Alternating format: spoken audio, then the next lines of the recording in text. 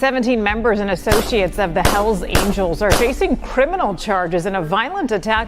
Federal agents allege the outlaws sold drugs, traded firearms, and engaged in insurance fraud and even tampered with government witnesses. We have learned there is cell phone video as well as surveillance video of evidence in this attack. The U.S. attorney characterized today's raids as historic, the largest federal bust on organized criminal gang activity. Retaliation is common for crimes involving biker gangs. However, it could happen anywhere because of how interconnected gangs have become nationwide. The 3-year investigation resulted in 42 federal indictments on a variety of charges, including racketeering, money laundering, drugs, gambling, insurance fraud, and extortion. There's a bunch of bikers up here, and they're shooting guns and stuff. I need the police now. But on foot going towards 2nd Street. Okay, receive.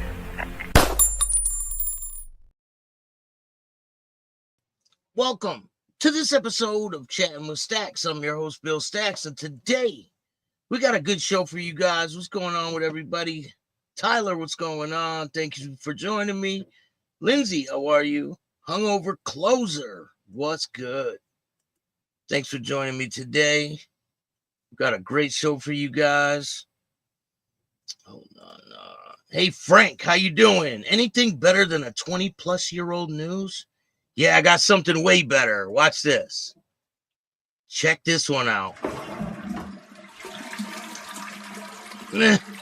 How's that one for you, huh? Go down with the rest of the turds. Appreciate you. Now you can watch and not comment. So how's that for how'd I do? Pretty good? Thanks. Appreciate it. But anyway, let's get to the content. Can't hold me down. What's going on? Thank you for joining me today. We got a great story for you guys. So we're going to talk about a bunch of things. If you guys don't know, Mr. Wesley Watson was arrested yesterday on felony assault charges. And he was arraigned today, this morning. And he has two $2,500 bonds. So a total of $5,000 bonds. And he was arraigned on felony assault charges. And he was given a no contact order with the victim. And it's not looking good for him. Definitely not looking good for him.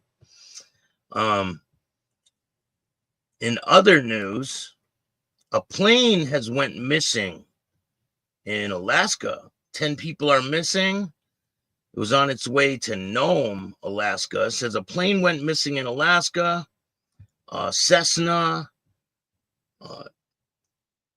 208B Grand Caravan was last seen over Norton Sound around 3:16 p.m. Data from the flight tracker flight radar shows that about 12 miles offshore when its position was lost. So the Coast Guard is looking for this plane, and it went down in the ocean, they're suspecting, and the temperatures are 14 degrees Fahrenheit.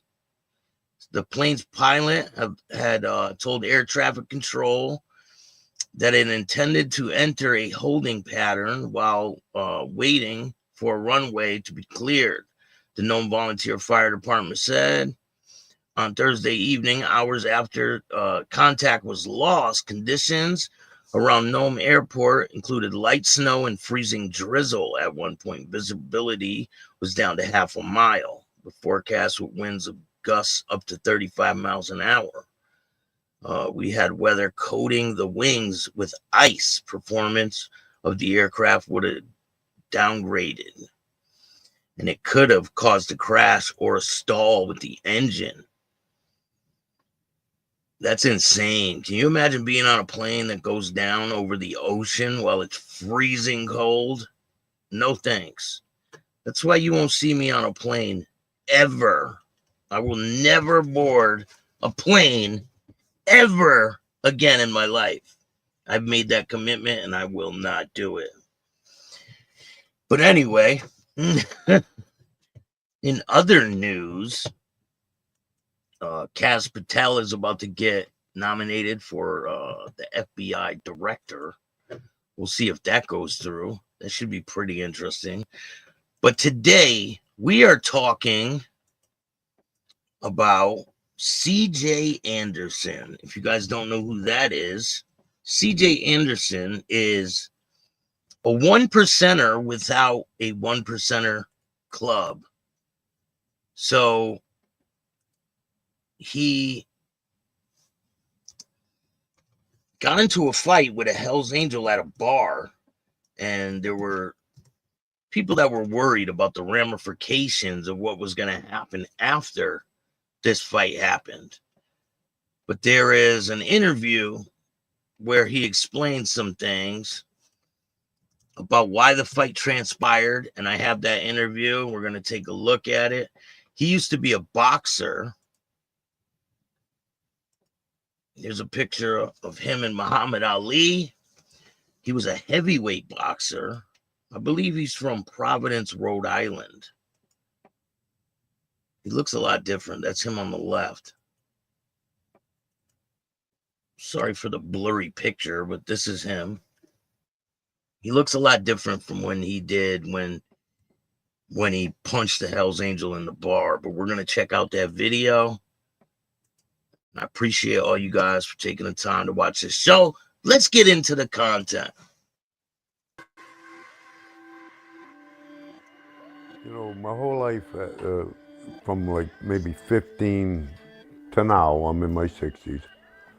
I always thought a biker was Joe Badass. Police identified this man as John Remington, a member of the Hells Angels Motorcycle Club. As you can see, he's staring down this man, Carl Justice Nordstrom, also known as CJ. You see how big he is? You see how big he is from back in the day? He looks a lot different. So if you put a mullet on this guy on the right, that's what he looks like. He looks a lot bigger back in the day. But, you know, when you get older, you start losing weight and you're not as healthy. You're just getting older. But this dude was no joke back in the day. He's a professional boxer. Like, he was no joke. CJ Nordstrom, lightning quick, 2 punches, and John Remington hits the deck. Heated blows on Remington.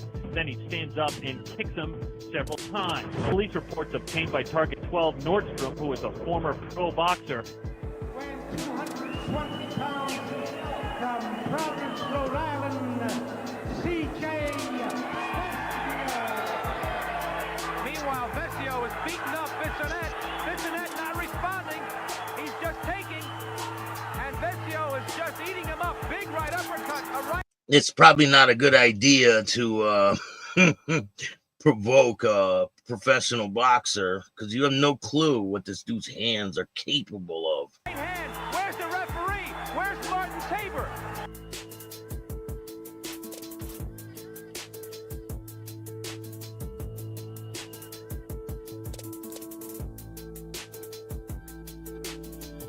Hey, Jason, what's up, man? How are you?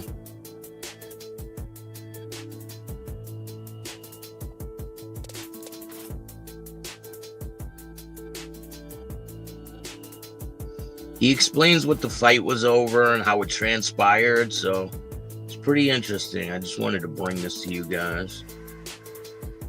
But I got some major interviews dropping. You guys are going to like them.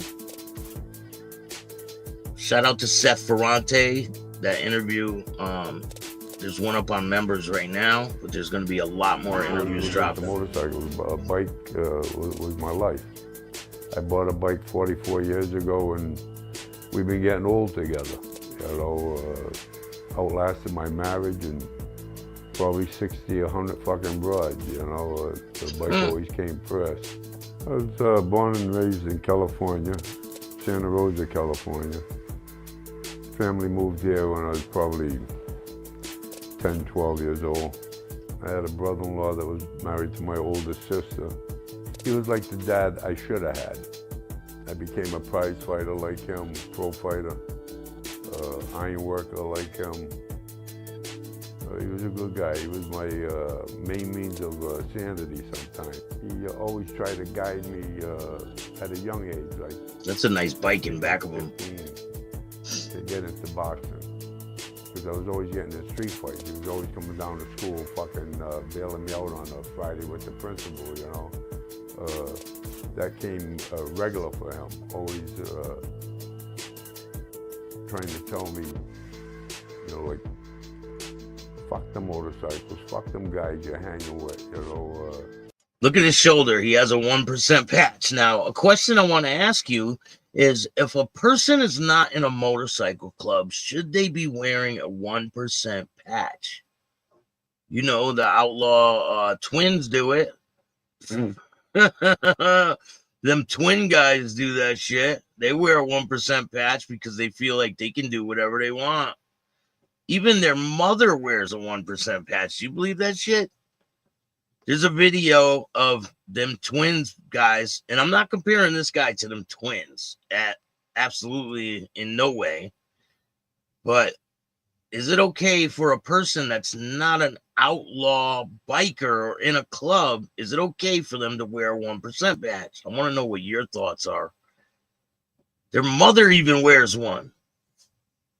And she's on a video saying, I dare you to come take it, while one of their sons is catcalling her. It's cringy. But I'm going to bring you that video later on down the road. Get into the gym. You like fighting so much. Do it the right way. Get into the fucking gym and do it with the gloves on, you know. And I just never listened. Ended up being like 27 years old when I got serious with the fight game. I got out of school, and from school I was on the street. I don't want to say a fresh kid, but I was just fucking wild, you know. I was nice to the older people, respectable to the older people. Shout out to Jared Tillinghast from Providence, Rhode Island. He's a great fighter. I didn't give a fuck. You guys don't know, he has a gym, and he fights all the time, boxing. He's training people. And I'd lock him in the fucking car and say, I'll take care of this. You know, even though it was like 4 against 1 or 5 against 1, you know. My whole lifestyle was that way, not giving a fuck, you know. He looked at fucking McGillis bike and said, what's this toilet? He said, them fucking numbers don't look too healthy, right? Instead of McGilla looking at the trooper, talking to the trooper said something about the numbers. He goes like this, John, he goes, yeah, but so you say, from what I know, it should only be worn on your cut. And if you are no longer have a cut or are bad or left, then no, you should not have a 1% pad.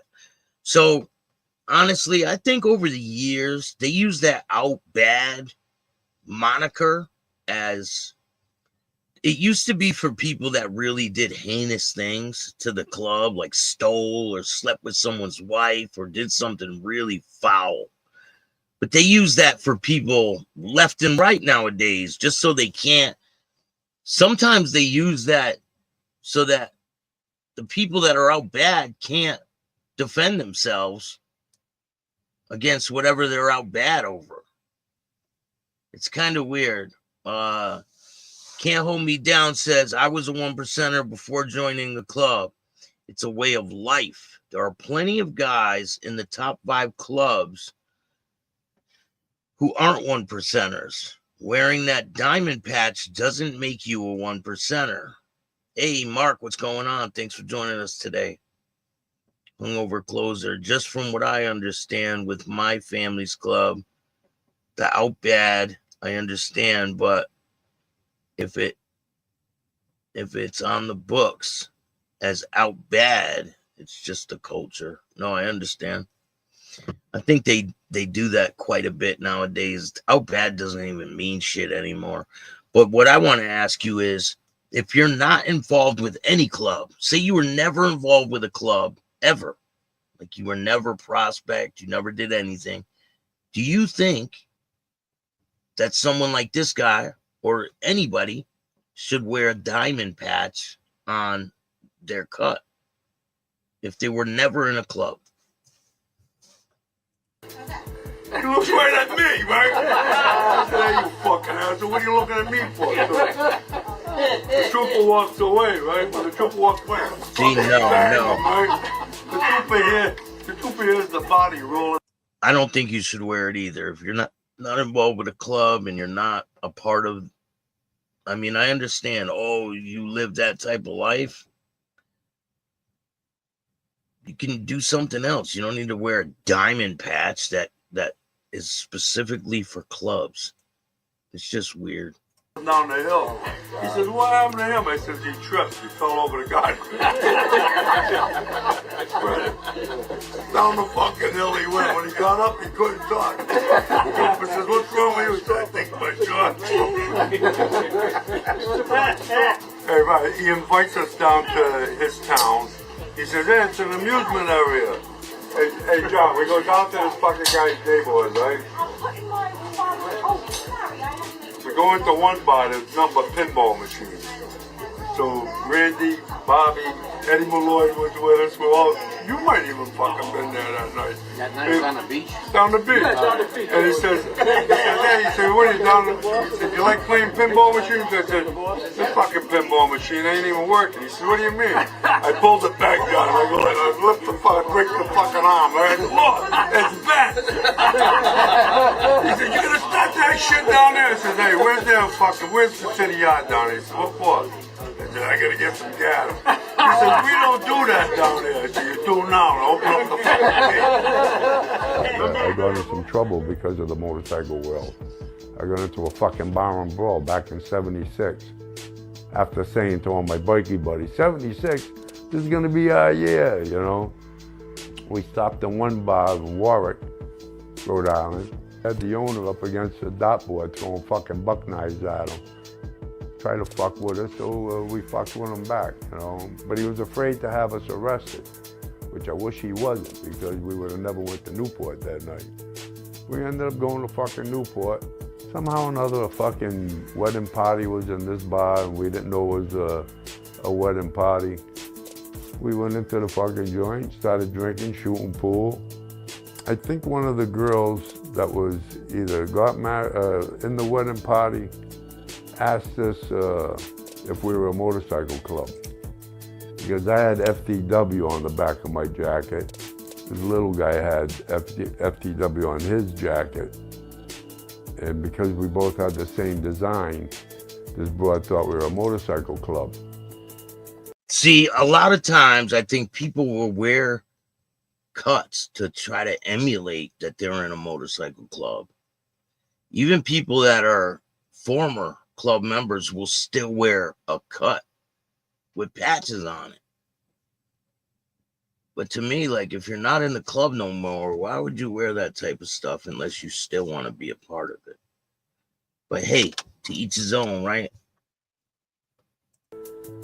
And she asked me some fucking stupid question like, do you guys share your women? You know? And me being a fucking wise guy, I looked at her and said she had nothing to worry about because we only do that to good-looking brides. You know? And she took it as an insult, ran over and cried to her old man that I insulted her. And the fucking guy took a look at me weighing, you know, 270 pounds, 260. Didn't want to fuck with me, so he... So remember this story, okay? Because a little later, he's going to tell another story, and it's kind of like an oxymoron, though. And I'll show you why. Fucked with this other guy that was with me that weighed like 160. And next thing I know, he sucker shots him with a beer bottle. Then fucking all hell broke loose, you know. My first reaction was to look for my brother Danny.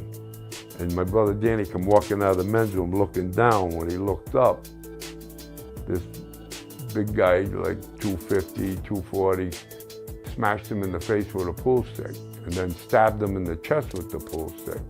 That's when I think I lost. I blacked out. I didn't remember the whole fight. But I came to when we were like leaving the joint at the front door, trying to wedge the door so no one else could get out. So all my buddies and my brother could get in the fucking car, you know. And it was a bad fucking brawl, you know. What's up, Spider? How you doing? A lot of people got stabbed. A lot of people got slashed with busted beer mugs, bottles. It was a night out that turned into a fucking nightmare, you know. My whole life changed because of this fucking thing, you know, this one night ride, you know. The fucking Yeah, me too. I would never wear support gear or none of that shit either. I have in the past. I wore t-shirts and things like that, but I'm just not me, you know. And trust me, this year is gonna be different. I'm gonna be hitting the road 100%, and I ain't wearing no support gear, dolo, from state to state. Thorn in my ass for like probably 30, 40 years. Still is, you know. And nobody ever knew the real deal, you know. I was a kid hanging with some guys that were 10, 12 years old. Thanks, Mark. Appreciate that. Brought up on the street, one for all for one. Even though other guys did things that we couldn't rat or say they did. I will. Can't hold me down. You end up taking the fall for somebody else's fucking bullshit. Yeah, I'm definitely gonna. He was charged with 1 count conspiracy, 1 count of carry concealed weapon. After a lengthy trial, Nordstrom was found guilty of 3 counts of felony assault with a dangerous weapon on October 10th, 1985. He was sentenced to 28 years in prison. Hell no.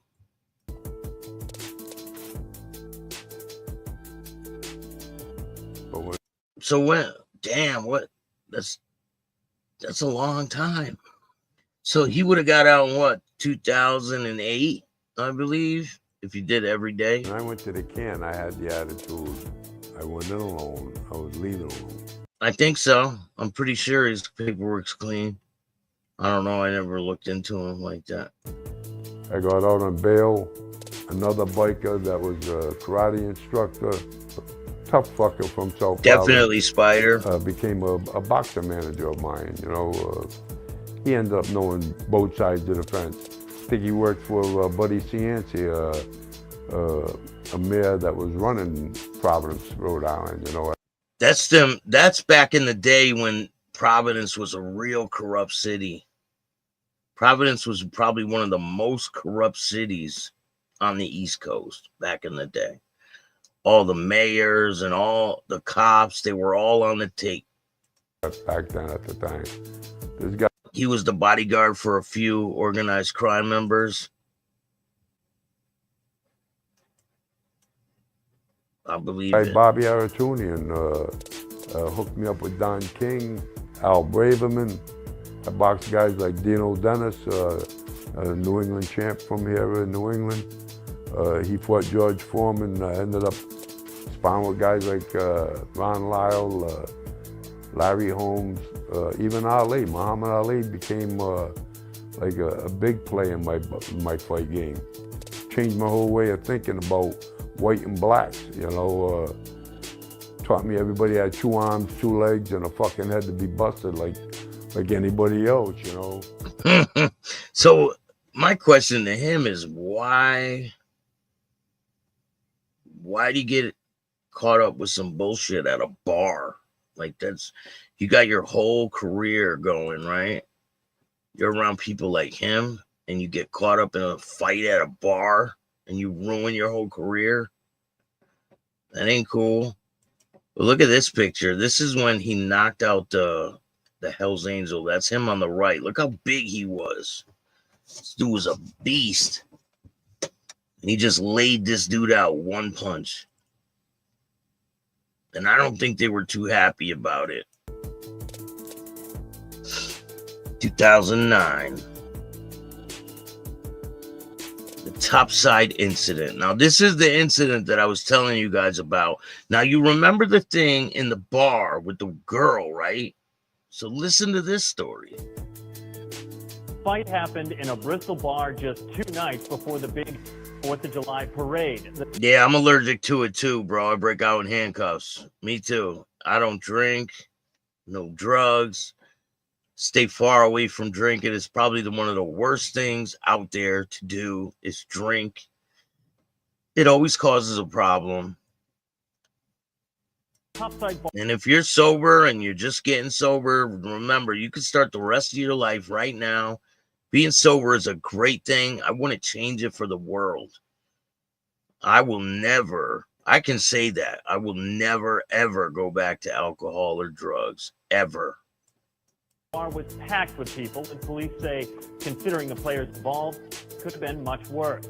Now, Same here, police Spider. feel the Hells Angels could try and take the law into their own hands. Do you hear them? He said that they said the Hells Angels could try to take the law into their own hands because of this situation that happened.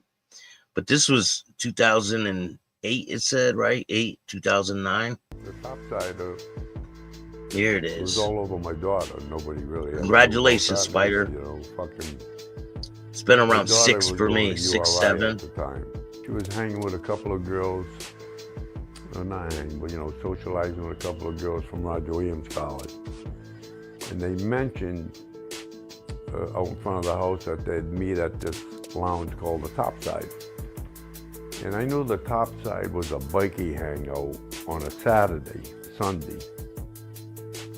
But I didn't know how it was that night. So I wanted to investigate, make sure it was a safe, cool Definitely, joint for them Spider. to be at. So I went a couple of nights before they were supposed to meet, just to check out the lounge at nighttime. A couple of buddies of mine, one from Nevada, one from Johnston, wanted to do the motorcycle ride, so they took a ride with me. My motorcycle Thank you, was the Lindsay. only bike parked out Hit front. that like button. The other 2 bikes were parked on the side of the top side. These 6 guys walk in, 2 flying colors, 4 prospects with them. 4 guys stayed at the downstairs bar, and these other 2 walked up to where we were sitting. And soon enough, they weren't there 15, 20 minutes. They started the stare down tactic. The stare down tactic and spitting wine at fucking 22, 23-year-old bots made, throwing ice cubes at one another, but really hitting the barmaid. Tactics that a fucking moron would do, And all I could think about is, this could be my daughter. So the more Yeah, but so what about the girl that he was just talking about that they were harassing at the other place? It makes no sense. Oh, that could be my daughter. What about the girl you had the altercation with before? That other person was sticking up for her. And now you're going to go stick up for this other girl. So it's like an oxymoron. It makes no sense. The more I fucking looked at him, the more irritable he got, and he made the mistake of walking up to me, and he says to me, "What the fuck was I staring at?" And I started laughing because I haven't defended that since like 4th or 5th grade in grammar school, I think I said. Congratulations, So Loud. Yeah, it's great to be sober. It's a whole new life. Larry, what's up, man? Good for you guys. My wife has been on me to quit for years and says it's not good for me and worried I'm cutting my life short. 100%. It's harder than you think, though. Trust me, I know. I went through it. It was terrible. I thought there was nothing left in life. Like, I thought my whole life revolved around drinking. And heard about Wes Watson getting charged with assault today. Yeah, he got arraigned today.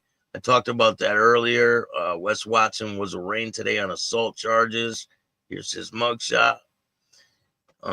His bond is $2,500. 2 counts, felony assault, and some other charge. He was given a no contact order against the victim, and he has to pay $5,000 to get out of jail, and he'll probably be free in the next couple of hours. His lawyer was working on getting him out, so he's screwed. I said to him, "You have to answer something for me." He says, "What's that?" I said, "How the fuck did you get out of the house without wearing your wife's skirt?" That's when he said to me, "Hey, he said, how'd you get out of the house wearing your wife's skirt?" Most of that is on MC doesn't make sense. It only gets worse as you move up in the club. Listen, man, I think it's all political. It's stuff I would never be a part of, He said, how'd you get out of the house with your wife's skirt on? Like that. He put his hand out to shake my hand. So I said, fuck it, I'll shake this guy's hand, you know. Now I know where his right hand is. I shook hands with him, and he tried to pull me in like the sucker shot me, you know. But I was like 400 pounds back then. When he tried to pull me in. Look how big he is. That's him on the top right. Just see the guy with the cut on? I think I zoomed. I don't know if I zoomed in. I didn't move. No, I didn't zoom in, but I'll make another video where I zoom in. He got angry and pushed me.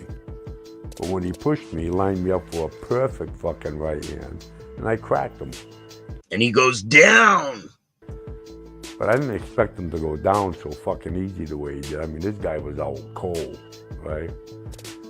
And a friend of mine that was in the men's room at the time, he thought because the sound was so loud, he thought I whacked him with a fucking chair. Because, I mean, it echoed through the whole fucking bar. And once one punch is thrown, I follow through with everything, you know.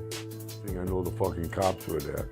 And it was, you know, time to screw, so we screwed. So in June 2nd, 2009, Nordstrom was charged with misdemeanor disorderly conduct and 2 counts of misdemeanor possession of a weapon. And he's already a felon, right?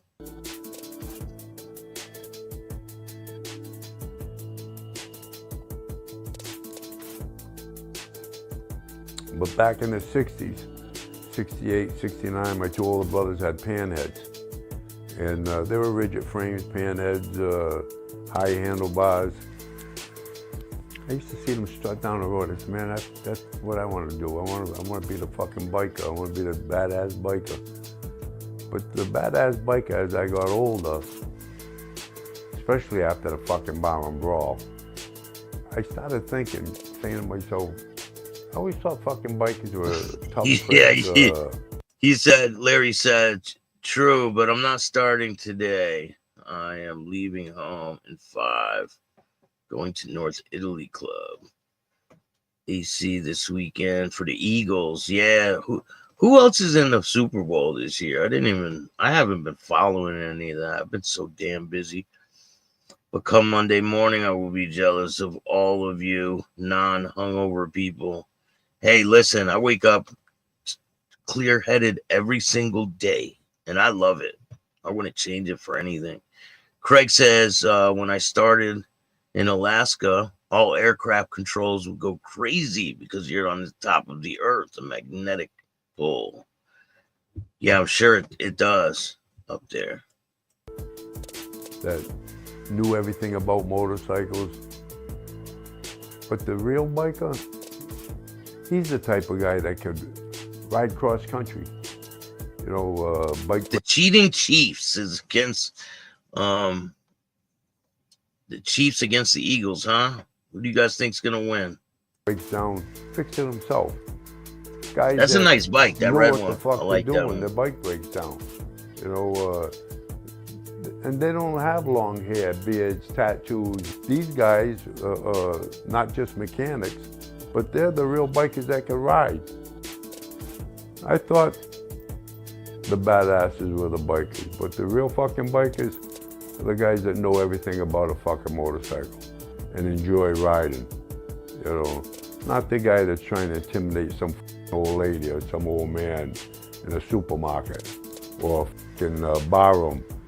I can see you intimidating some punk in a bar, but not some citizen that's with his wife or his girlfriend, mind his own business, you know. Them were the bikers I thought were bikers, but they're not bikers. The real biker is a guy that can hop on his scoot, mind his own business, and do a 600-mile run during a 8-hour run, you know. I can go on and on about the bike world. That's good right there. All right? Yeah, that's good. So what do you guys think of this guy, CJ Anderson? He is a character. I wanted to know your opinion, especially on this 1% thing. I want to know what you think about a club member wearing a 1% diamond. You see he has 1%. It's a little weird. That patch looks a little weird too, doesn't it? I mean, even these guys wear 1% patches. Look at this shit. It's crazy. But I don't think this guy's anything like them guys. That 1% looks a little weird though, doesn't it? Their mom even wears it. You see it in her hair? You can kind of see it. They wear GoPros too, everywhere they go. True outlaw bikers right there, my friends.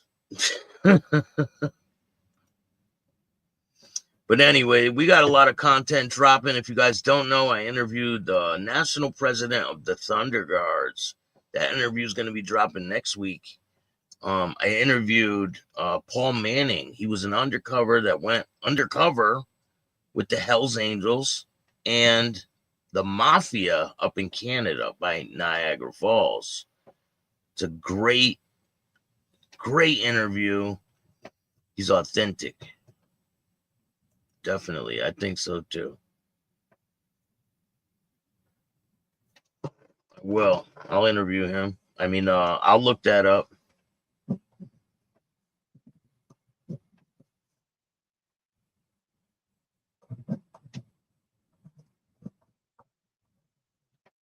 If you guys have any suggestions, put it in the comment section. It's going to be good. I'm waiting on that one. Yeah, the undercover one is really good. And if you guys want to see him first, join the membership. It's only like a couple dollars. And I put exclusive content on there, or you can check it out on Patreon. But I'll be dropping, I think the undercover Hells Angel one is coming up on Sunday.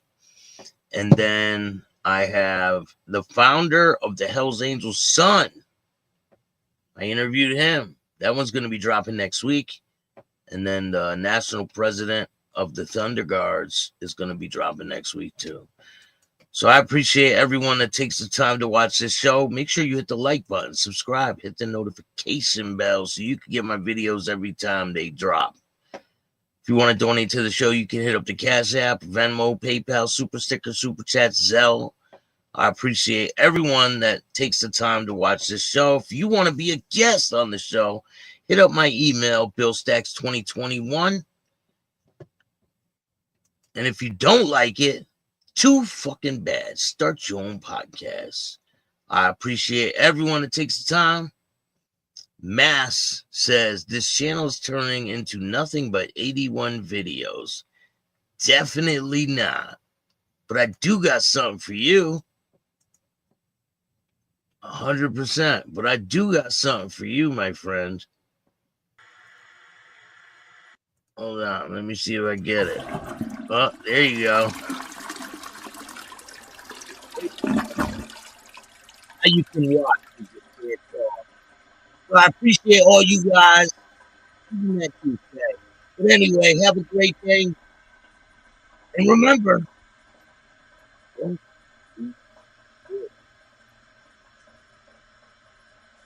And all new at 5, a major organized crime bust. 23 people under arrest now, accused of stealing guns and cash. Today, police revealed 4 organized crime groups are wreaking havoc. From aggravated robbery to kidnapping, burglary, and more. Let's take a look at this. New pictures from court documents in this case. These are a few of the people who have been charged. And investigators say the money, tens of thousands of dollars, is all stolen.